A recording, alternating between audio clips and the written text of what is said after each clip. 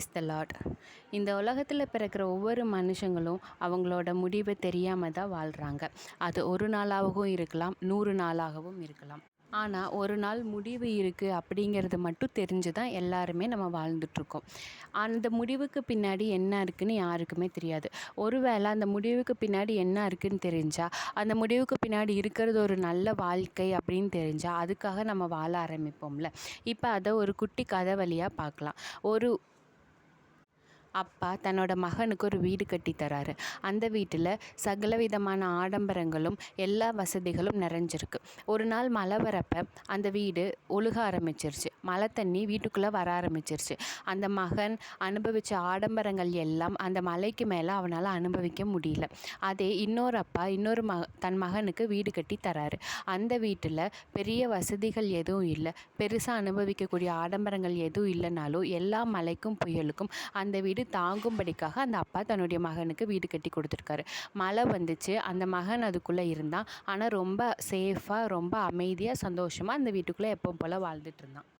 இப்போ அந்த மகனோட மைண்ட் செட் எப்படியாப்பட்டதாக இருக்கும்?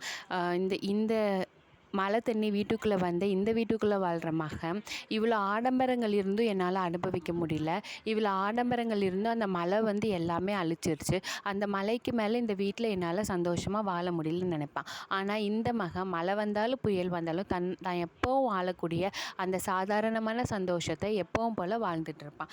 இப்போ இந்த இடத்துல நம்ம இருந்தால் என்ன யோசிப்போம்?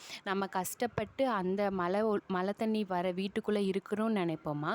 இல்லை இந்த கஷ்டப்படாமல் மழையும் புயலும் வந்தாலும் தாங்கக்கூடிய ஒரு சாதாரணமான ஒரு வீட்டில் இருக்கணும்னு நினைப்போமா? இப்போ நம்ம பார்த்த இந்த கதையில் வந்த வீடு தான் பரலோகம். அந்த வீட்டை கட்டி கொடுத்த அந்த அப்பா இயேசு கிறிஸ்து. அந்த அப்பா கூட இருந்த அதோடைய மகன் தான் நம்ம ஒவ்வொருவரும், இந்த உலகத்தில் பிறந்த நம்ம ஒவ்வொருவரும். அந்த வீட்டில் கிடைக்கக்கூடிய அந்த சந்தோஷமான அமைதியான வாழ்க்கை தான் நமக்கு நம்ம அப்பா கொடுத்த நித்திய ஜீவன். வெளியே வந்துட்டு இருந்த அந்த மலை, அந்த வீடை சேதப்படுத்தின அந்த மலை தான் இந்த உலகத்தில் நமக்கு வர ஒவ்வொரு கஷ்டங்கள். இந்த உலகத்தில் நம்ம எவ்வளோ ஆடம்பரமாக வாழ்ந்தாலும், மற்றவங்க முன்னாடி நம்ம ரொம்ப பெருமையாக வாழ்ந்தாலும், எல்லாமே ஒரு கஷ்டத்தை கடவுள் நமக்கு அனுமதிக்கிற வரையும் தான். அந்த கஷ்டத்தை அனுமதிச்சார் அப்படின்னா, நம்ம எப்போ இயேசு கிறிஸ்து கூட இருக்கமோ அப்போ மட்டும்தான் நம்ம அந்த கஷ்டத்தை கடந்து வர முடியும். நம்ம ஆண்டவராக இயேசு கிறிஸ்துவை விட்டுட்டு நம்ம உலக வாழ்க்கையில் அதிகமாக கவனம் செலுத்திட்டு இருந்தோம்னா அந்த கஷ்டங்கள் நம்மளை ரொம்ப பாதிக்கப்படும். இந்த உலகத்தில் ஒரு மனுஷன் பிறக்கும் போதே அவனுக்காக ஆண்டவர் பரலோகத்தில் ஒரு இடத்த ஆயத்தப்படுத்தி தான் வச்சுருக்காரு. அந்த ஆயத்தப்படுத்தின இடத்த நம்ம அடையிறதும், அந்த இடத்துக்கு போகாமல் நம்ம வேறு இடத்துக்கு, அதாவது அதுக்கு மாறான இடங்களுக்கு போகிறதும் நம்ம இந்த உலகத்தில் வாழ்கிற நம்மளோட வாழ்க்கையை பொறுத்து தான் இருக்குது. இந்த உலகத்தில் நம்ம வாழும் போதே நம்ம ஆண்டவராக இயேசு கிறிஸ்துவோட கட்டளைகளை பின்பற்றி அவரோட நாமத்தை அறிஞ்சு அவரை போல் மற்றவங்கள அன்பு செஞ்சு அவரை போல் மற்றவங்கள மன்னித்து அவருக்காக நம்மளோட வாழ்க்கையை வாழ்ந்தோம் அப்படின்னா, நம்ம பிறக்கும்போது நமக்கு ஏற்படுத்தி வச்ச அந்த இடத்த நம்ம எந்த நேரத்தில், ஒரு நாள்லையும் ஆனாலும் 100 ஆண்டுகள் ஆனாலும், நம்ம இறக்கும்போது அந்த இடத்த போய் நம்ம நிச்சயமாக அடைவோம். அப்படி நம்ம போய் அடைய போகிற அந்த நித்திய ஜீவனில் நமக்கு பிறப்பு, இறப்பு, இரவு, பகல், சந்தோஷம், கஷ்டம் இதெல்லாம் கலந்து வர வாழ்க்கையாக இருக்காது. அங்கே இருக்கிற ஒரு நிரந்தரமான வாழ்க்கை, அங்கே இருக்கிற சந்தோஷம் மட்டும்தான். அந்த சந்தோஷத்தின் வெளிச்சமாக நம்மளுடைய ஆண்டவராக இயேசு கிறிஸ்து இருப்பார்.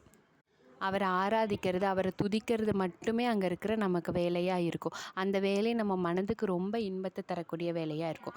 இப்போ இந்த கதை வழியாக நம்ம பார்த்தோன்னா, நம்ம இந்த உலகத்தோட சந்தோஷங்களை அனுபவித்து கொண்டு கடைசியில் நம்ம இறந்ததுக்கப்புறம் கஷ்டப்பட போகிறோமா? இல்லை இந்த உலகத்தில் இருக்கிறத வச்சு நம்ம சந்தோஷமாக வாழ்ந்துட்டு நித்தியத்துக்கும் நமக்கு கிடைக்க போகிற அமைதியான வாழ்க்கையை நம்ம பெற்றுக்கொள்ள போகிறோமா? நம்மளே யோசிப்போம். இப்படிப்பட்ட நித்திய வாழ்க்கை எப்படி இருக்கும்?